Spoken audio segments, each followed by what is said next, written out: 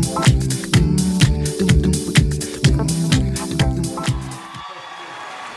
to this week's episode of Foprah. As you guys may know, April is all about Foprah's favorite books, so I have a lot of special things in store for you today. Today, we'll be looking at one of my favorites growing up, The Great Gatsby. I have a special guest, Jessica Bales, all the way from the University of South Alabama. She will be sharing a new concept that her and her team discovered after reading the book and doing some research into it. So, without further ado, let's welcome Jessica out with a round of applause.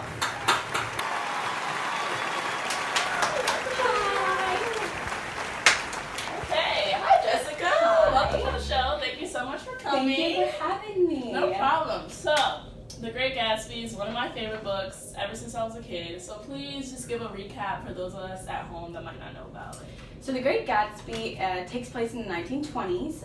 It's about a man, his name is James Gatz, before he changes it to Jay Gatsby. So he falls in love with this girl from old money, which means she comes from money. She's very wealthy, very rich, and he comes from a life that he isn't as blessed as she is. So she is very rich, very wealthy. He's very not. He doesn't really come from anything. He's a soldier at this point. He's going to go off to war, and when he does, he finds that as he comes back, Daisy has fallen in love with Tom. Ooh, that's So Tom also comes from old money. He's also very rich. He was a football player. He's all these things that Gatsby isn't. The dream boy. Yes, the dream boy. And Gatsby, it just sparks a plug in him to try and get the type of wealth that Tom has so that he can have Daisy. And he works up and gets all this money and becomes part of the new money world, and finds that still doesn't get him what he wants. So along with looking into the book and reading into it, your group also did some additional research, right? That Yes. helped, formulate this new concept. So tell me how and the process of how that worked. So we took four academic articles from our school's library, and we analyzed them and found that they all had different things to say, but generally they all also had kind of the same thing to say. Yeah, So we analyzed them and summarized them and how they worked with Gatsby, and we were able to come up with our own idea and our own concept of what some of the themes in the book meant. So can you tell us about each of them and what each of them kind of told you about the book? So the first article that we took into consideration was Dr. Leo Mundate's Men in Love. He compares two types of men, the serious man and the passionate man, and all this research comes from Data Board's The Ethics of Ambiguity and the Second Sex. He takes these two types of men and he kind of just analyzes them. So he says that the more serious man in a relationship is very, very structured, kind of cruel, kind of crude. Imagine, yeah. He doesn't really want to reciprocate feelings that he thinks that he deserves. So sounds like my ex-husband. He wants to be loved, but he doesn't want to give that love back. So he wants his partner to kind of praise his ego, kind of make him feel like he's all that in a bag of chips. He's very wanting to take control, very controlling. Monday also kind of says that if this serious man, ends up getting married, and if he has a kid, then he's gonna raise his kid kind of far off. He's not really gonna give much, he's not gonna give much compassion or anything to the kid, and that's just gonna lead for another type of serious man to be raised up. So it's kind of a cycle. Yeah, so he says it's like a cycle, but then he analyzes a passionate man, and he says, the passionate man is basically the complete opposite. The passionate man wants to reciprocate those feelings. He wants for his love interest to love him, and he wants to love them back. And for the passionate man to have a kid, he's gonna comfort that kid. He's gonna be there. He said it's very different from the serious man, and we can see both kind of men in The Great Gatsby too. What about money? Because obviously in The Great Gatsby, there's a huge theme in there. So just tell me, did any of your articles focus in on money and the income aspect of the book? Yes, so we had one article. It was titled "Love and Money: The Analyst of the Great Gatsby," and it basically analyzed like Gatsby's qualities, his characteristics, and it analyzed them in ways that viewers might not have seen before. It says that Gatsby was in love with Daisy, but at the same time, he was so focused on getting what Daisy had that he made that his only push and goal for him to love her. So yeah, he had, he thought she was beautiful and everything, but what he was really going after was that status, that new money status, so that he would feel fulfilled in himself before being able to fulfill her. So he knew that if he got all this money, then that's pretty much the same thing as, coming from old money, which in the 1920s it wasn't. Coming from money it made you elite, and this article really emphasizes that. And it says that Gatsby is so focused on getting that money and getting Daisy back that he kind of falls out of being able to truly love her. Also, the book is set in the 1920s, where the Roaring '20s, very fast paced. So just tell us about that and how it's related to the American dream that is shown through the book. So we actually have an article titled "The American Dream and the Great Gatsby," and it analyzes just that, how the American dream is taken and it's kind of crumbled up and turned into this new thing. It's where people see that people are living this lavish life, and then they kind of desert like their own, and they just really try and get to that. But in this book, it's kind of distorted. It's very very money hungry. People, they have affairs with people just for the sole purpose of having that new money status and living that American dream. Like they don't care about who they love anymore. They just care about the money. And the author of this kind of analyzes that, the true American dream is, it's being able to support yourself and have money, but it's also having a truly happy life. And they kind of say that the characters in The Great Gatsby don't have that. Articles that kind of talked about the actions or like the motives or secret motives of Gatsby throughout the book. So we had an article titled "Buying into Money Equals Happiness for the Great Gatsby Fails for the Characters in the Book." It analyzes just that, how the characters, or how Great Gatsby more specifically, really tries to get to Daisy and everything that she had.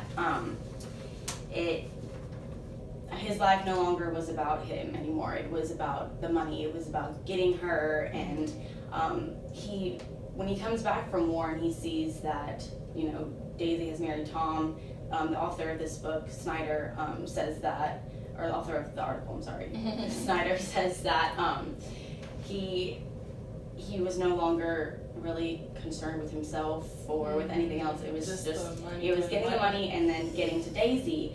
And it kind of explains that for Gatsby, reliving his past of being able to love Daisy was completely doable. It was just going to be in a completely different way. Yeah. And they analyze how Tom is able to buy Daisy whatever she wants. And this is kind of the life that Gatsby's trying to get to, because Gatsby wants to be able to impress Daisy, so he throws all these extravagant parties and they're all for Daisy, but she never really comes to any of them until they run into each other the day that they do, and he invites her to one. But the author kind of explains that Tom has everything that Gatsby does not, and one of those things is Daisy. So of all the articles that we discussed today, tell me how you were able to formulate this new idea from them and pull from all the different ones to come up with your own concept. And then can you share that concept with us? Yes. So we found that in The Great Gatsby, obviously love was seen as more of a way to be taken care of. So Daisy obviously was in love with Gatsby before he went off to war, and then he comes back and she's found somebody else because she didn't want to leave that lifestyle that she had. She was so comfortable with being that high life, always being taken care of by her parents, that she was willing to just marry whoever. We also found that Gatsby, for the same reason, does what he does out of wanting to be taken care of. So he thinks that he's made his life, he's made his new money life, but he knows that if he were to get Daisy to break up with Tom, then he wouldn't have to put as much work into what he's doing anymore, and he too would be able to be taken care of. And then we also analyzed how money and social class has to do with the Great Gatsby, and then we kind of brought it back into today's society. We found that in, just like today in a way, in the Great Gatsby, money really held power. It was very very elite to have money. Like if you didn't have money, you just weren't anybody. Money had this hierarchy of greatness that all the characters were seeking. Maybe not so much Nick. We found that Nick was more so of a character of like this time period. He kind of questioned all the characters' motives, kind of wondered why they're doing what they're doing. But we were able to find that money for them had a really high status. So if you came from money, you were amazing. You were everything. But if you worked your way up to money, then you were kind of seen as lesser. And we found that in today's society, that's completely switched. So for an example, the Jenner sisters have clearly they have made an empire for themselves. Kendall is a model. She worked her butt off to get there. Kylie with her makeup and everything, like she worked her butt to get there. But because of where they come from, we all still look at them as, oh well, they're spoiled. They've got like daddy's money, which is really Kris Jenner money, or Kim K money. But so we look at them as very like spoiled, as growing up to we just don't have a very good connotation for people that come from money. And like even people that are everyday people like us, we kind of see as spoiled, kind of bratty, like stuck up, stuff like that. It's very negative. But then we look at people that have worked their way up to get where they are. So doctors, lawyers, like surgeons, like we are like, wow, you're a responsible, like respectable person. And we just found that it was very interesting that the times have switched so much.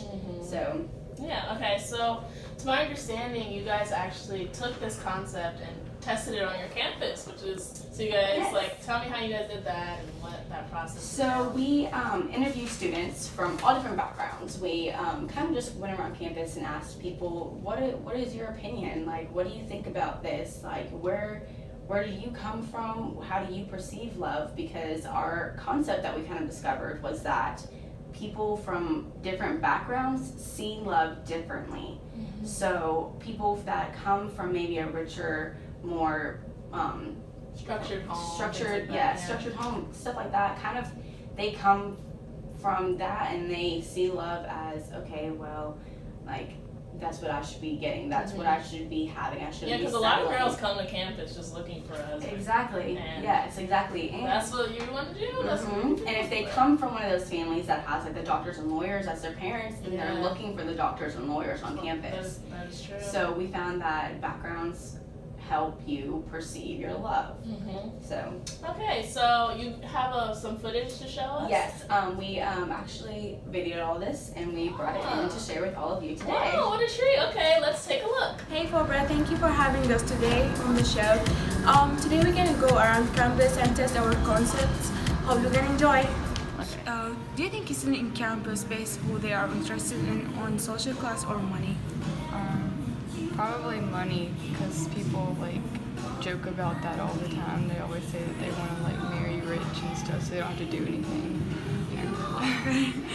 And do you think marrying someone with money is still important to people now as it was in the 20s?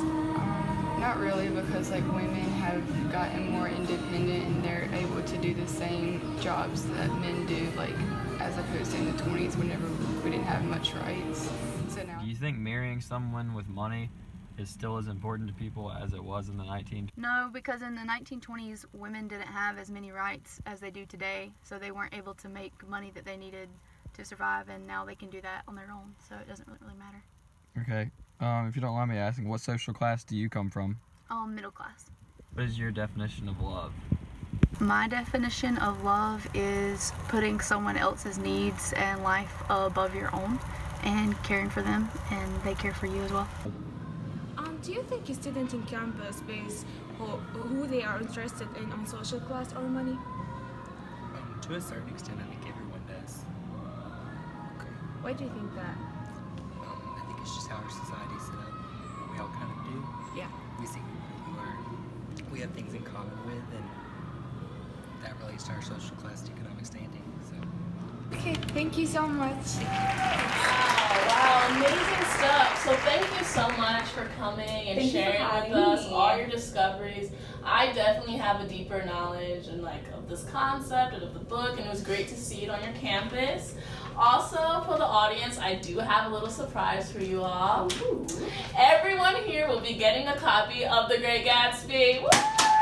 So you get a free copy, you get a free copy, and you get a free copy.